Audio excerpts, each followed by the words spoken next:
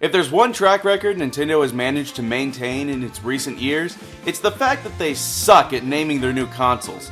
If you're watching this video, you probably know the difference between the Wii and the Wii U, and the DS and the 3DS.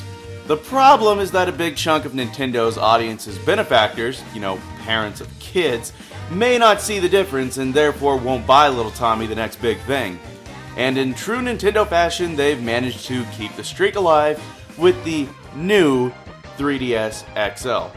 The new 3DS XL, from here I'm just going to call it the new 3DS, is Nintendo's new hardware upgrade to the 3DS family. While there are two different sizes of new 3DS, we're only getting the XL version in the States, so if you were hoping for swappable faceplates, well, sorry. The new 3DS has several welcome additions, including a C-stick or nub, whatever, extra shoulder buttons, better 3D effects, and more. The first thing I noticed when I took this thing out of the box, though, was the return to a glossy finish. I personally hate glossy finishes on systems since they tend to smudge and get scratched up pretty easily. It's not a deal breaker, but I would have preferred the old finish instead. At first glance, you might think that the Z shoulder buttons aren't comfortable, but believe it or not, they are. In fact, they feel pretty natural, and you don't have to extend your fingers out to press them either, which is nice. The nub, on the other hand, is pretty stiff. It works, but honestly, it's shocking how little this thing moves. I tried several different games with it, including Smash Bros, but ultimately found that I wasn't using it very much because of how stiff it was. Conversely though, it was a welcome addition to games like Codename Steam and Monster Hunter, where the camera could be controlled using the C-stick. If you've had a 3DS in the past, there's a good chance you've played with the 3D off for much of the time you've had the system, and frankly, I don't blame you. Reggie might, but I don't. The new 3DS improves on the 3D effect to an almost unprecedented degree by introducing a motion tracking system into its rear-facing camera. Instead of having to find a sweet spot like previous incarnations of the 3DS, the camera tracks your face and position in real time and is able to compensate the effect for it. Interestingly, you have to go out of your way for the effect to not work anymore, which is very cool. Personally though, I can't keep the 3D on max for too long without it messing with my eyes, but that can be fixed by adjusting the slider or turning the 3D off altogether. Bottom line though, it shows that Nintendo really wants players to use this effect, and they're doing what they can to make it happen. But the camera extends further than just the 3D effect. By detecting how much light is in the room, the new 3DS can compensate the brightness of the screen, both to save battery life and so you'll be able to see properly in the right conditions. While far from a necessity, it's pretty cool to see it in action. Amiibo support is one of the big selling points for the new 3DS, but at the time of this review, Super Smash Bros. Is the only game that supports it. Future titles have promised support, but for now, Smash is all I could test it with. And really, there isn't too much to say. It works just as well as it does on the Wii U, and you're able to write your data right back to your Amiibo whenever you're done with them. Basically, it works. Not much more to say.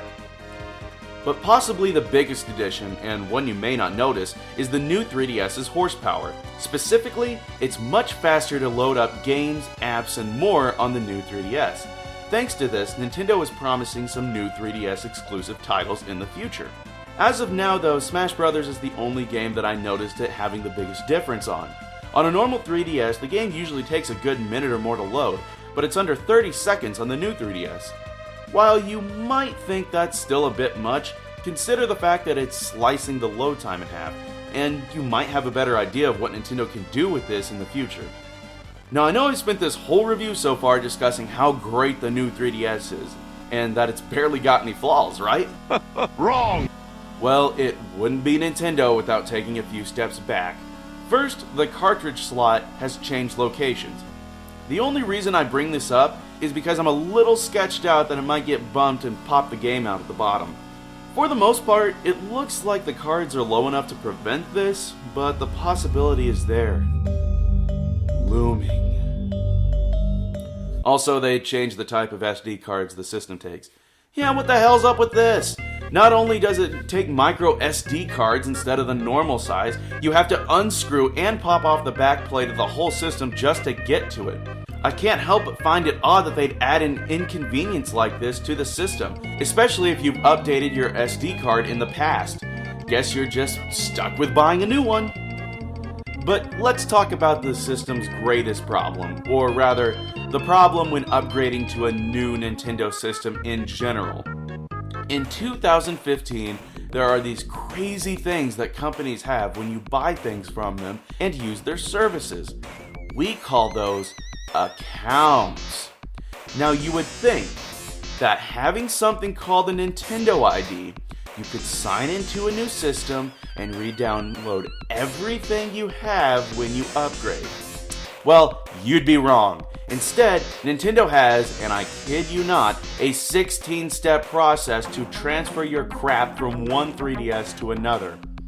On top of that, using a PC, the fastest method Nintendo claims, will still take upwards of an hour, as did the low transfer that I did, while the full from one 3DS to another can take up to 4 hours to do. A lot of fun getting to play that new system right out of the box. The new 3DS has a lot going for it. Despite some missteps, it's a great system, though arguably what the 3DS should have been in the first place. So, would I recommend it? Well, if you've never had a 3DS before, now's the time to jump in. The 3DS's library is strong, plus it can play any of the original DS titles as well. The eShop, though rather clunky, has some solid titles in it as well. Plus, you can download most of Nintendo's heavy hitters for the system right there. Just bear in mind that for whatever reason, the new 3DS does not come with a charger. If you have a 3DS from launch, or at least early enough in the 3DS's life, you might consider upgrading to the new 3DS XL, if anything, because the leap will seem so much greater to you. If you have an XL, though, you should consider the features discussed earlier. If you're planning on playing, say, Monster Hunter, the C-Stick does come in handy, and in the future there might be some new 3DS games that you'll want, but ultimately it's considering if it's worth it to you. What the new 3DS XL does well, it does really well, but at $200, that might be daunting for some. Still, if you've always thought that the 3DS was missing something, the new 3DS XL has most of those things down pat. Now, if you'll excuse me, I gotta wipe these friggin' smudges off.